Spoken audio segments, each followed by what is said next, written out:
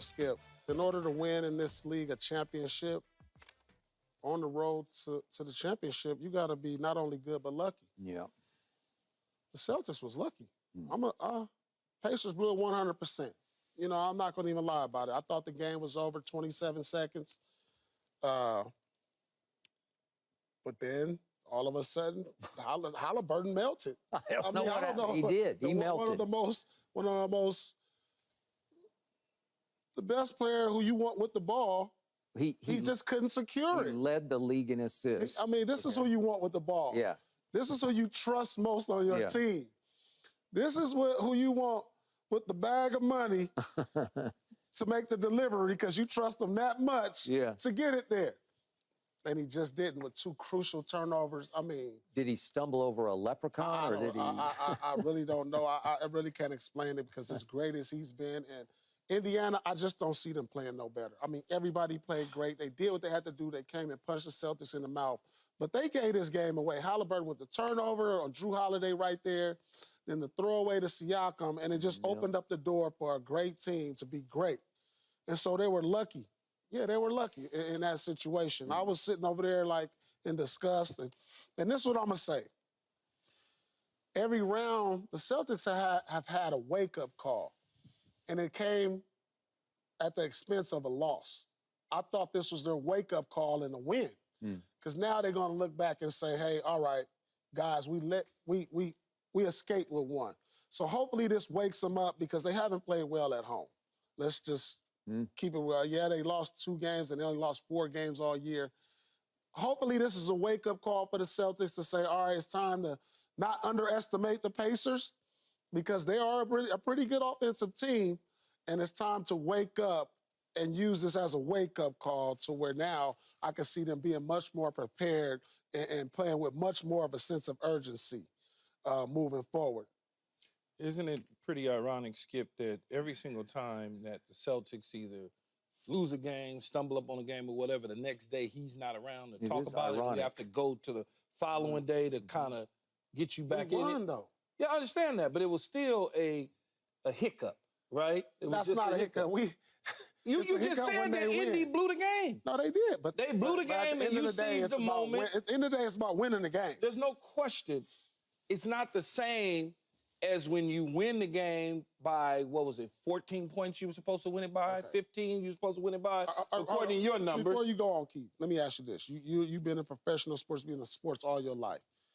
Have you ever been a part of a game to where you're like, we won this game, but we wasn't supposed to? Yes, absolutely. That happens, Many, all day long. Right. And you shake it off. But that's the sign of a great team, too. I was going to get there. I was going to say that Indy blew it. No question, the Pacers blew it. But the Celtics seized the moment and the opportunity and cashed in on their mistakes. Because there were multiple mistakes at the end of that game that cost the Pacers the game. And guess what the Celtics decided to do? Take it into overtime, and Jason Tatum decided to be Jason Tatum that we all think he could be. Finally, which, knocking down shots in the overtime and getting 10 points. Look, if Halliburton doesn't dribble off his leg, if they call a timeout and advance the ball to the other side of the court and get fouled and go up by 4, pose to 3, I mean, there's all of those things that could have occurred they could go home 1-1 or go up 2-0 at home instead of possibly going home 0-2. Yep. There's no question about it. But the Celtics took advantage of it. And that's what championship-type teams do, is they seize that moment, they take advantage of that moment, now they go back, they regroup for it never to happen again. And I think that's why I said to you guys, you and Rachel yesterday, the Celtics probably bring out the broom now because that hiccup is over with. Yeah. They woke up now, it's like, okay, then we can't play around with them, Skip. Yeah. Can't play with them because if we play with them, we'll get done to what Green Bay Packers did to your Dallas Cowboys, get flattened. But they didn't play around with them to start the game because you jump up 12-0.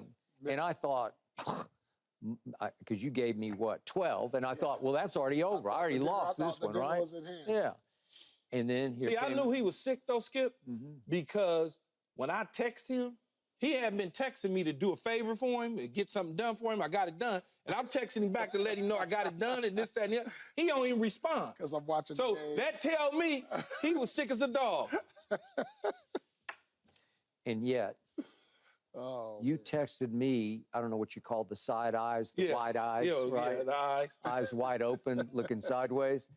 When Nimhard made 2 straight shots, one to put them up 5, and then the next one to put them up 3, I'm like, they're gonna do this.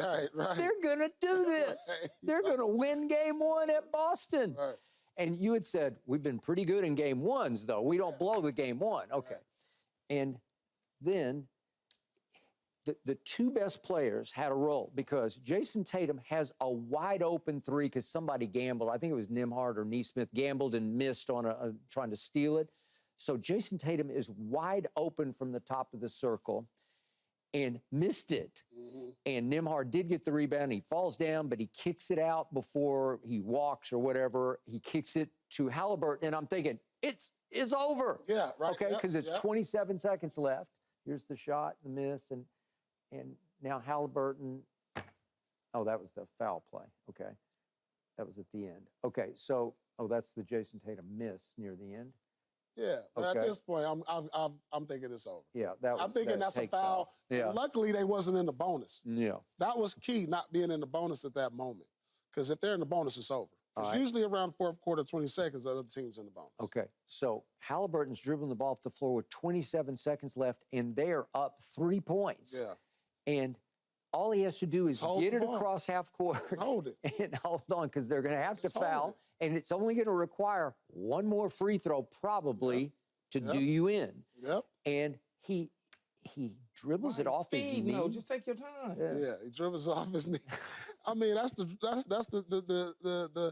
Boston mystique, Skip. That's Yeah. the Now just Boston. slow down right there, though. You getting ready to cross that court, just slow down and just stand there and dribble and let them come to you and grab I've you. seen stranger things happen in the garden that go our way. That's and now true. this was one of the more stranger things. All right, know. and then the You gotta flip look. side of that happens in overtime with a minute left when Nimhard is just dribbling and Drew's up into him, but he just loses the handle and he tries to save it, and then he falls out of bounds trying to get the basketball. Was that Halliburton? No, that was Halliburton. Halliburton That that was dribbled Halliburton. up. Dribble. Yeah. Halliburton was dribbling up. Drew came on him. Yeah. He tried to turn around, and when he turned around, he just There it is. completely Yeah, he lost just the fell ball. down. just lost the handle. Okay. I'm telling you, that parquet had a crack in it, and he just fell down. I'm telling you, he was on the wrong. Look, right here. Right. Okay. He just fell down. Okay, Parquet.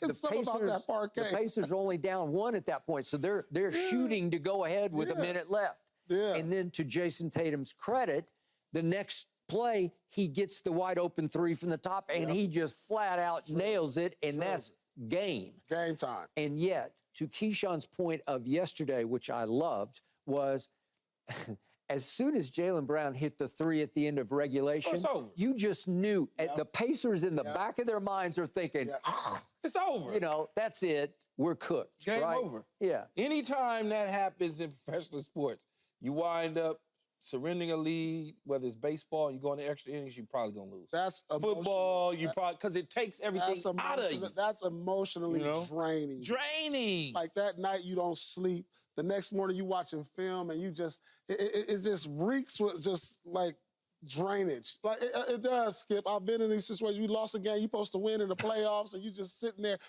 They got the film going. You can hardly watch the film. Can't watch the You can't even watch the film. All And right. I think that's gonna. I think I said it was going 5, but now I believe it'll go 4. Okay. Me too. I believe it's going to go forward. I'm leaning in your direction. Okay, so last play of regulation. Rick Carlisle in the huddle says we are going to foul. Okay, so the order is to foul. Yeah. But then they run a slick little screen that frees up weak side. Jaylen. Yep. And Siakam gets lost for a second, and he's a step late, and he knows he's supposed to foul, but now Jaylen looks like he's about to go up into the shooting motion. Catches it already facing the rim behind the 3-point line. Understood. So now you're not in no position to foul. So I understand why he didn't foul. Now, if I catch the ball comes up, say it's a bad pass. Yeah. And now you can foul. But when he catches, look at where he catches it. I He understand. catches it right in the shooting pocket. So you can't foul right there, Skip, because now you're getting 3 free throws because he's going to go up. So do you risk him? But I got a 70% free throw shooter. Yeah. Like, do I foul him and take my chances on 3? I mean, this is the fine line you come to within yourself in this situation. Educate me. Do I foul him and give him 3 free throws, or can he really make this tough shot? It looks like he's stuck in the corner, not a lot of space. Yeah, that's true. You know, the chances of that, I mean. But if I don't put my hands up at all, it's an easier shot, it seemed like to me. Either way, it's a tough shot. It was a tough shot. Either way, hands up, that's a tough Keyshawn, shot. you have now the beauty of 2020 hindsight. You know he made the shot. Yeah, I mean, so for you too. to say, you might as well just hack him, right? Make him shoot the free throw. Well, I thought they should have switched to begin with, to start off. They shouldn't have kept trying to fight through the picks. Just switch. Switch it off in 8 seconds to go. What you should have done, you should have zoned the 3-point line. You could zone it. Yeah. Zone the 3-point line. Like, now we're just going to put 5 guys. Doc has done this. We're up 3. Just put 5 guys at the 3-point line. Yeah. You've each got a zone. Yeah. In a zone. Cross like this, right? Just we already going to be at the 3-point line. So if you throw it in for the 2, we got to make our free throws. Yeah. We'll take our chances. Okay. Or call timeout, and we don't have to worry about that. We can advance the ball I'm saying the other way. It's 7 seconds left. Yeah. No, but I'm saying if Rick Carlisle just call a timeout and advance it to the other end of the court. Before the Siakam turnover. Yeah, before the Siakam turnover. Yeah. You don't even have to go through all that. Yeah, I mean, you know, you're in the heat of the moment. They're a 6 seed for a reason.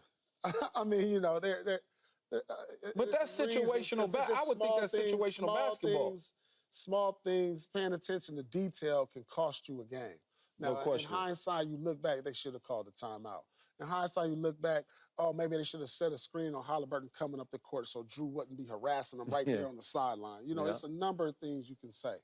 But ultimately, you know, a great team found a way to win.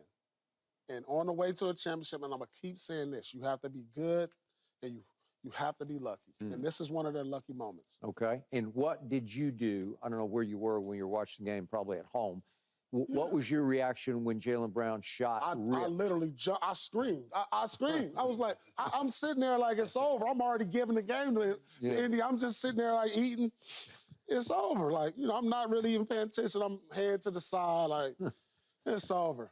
So I'm like, oh, he hits the shot. Oh. I jumped. I literally jumped off my couch and said, oh, my goodness. How did Indiana get this up in a playoff game?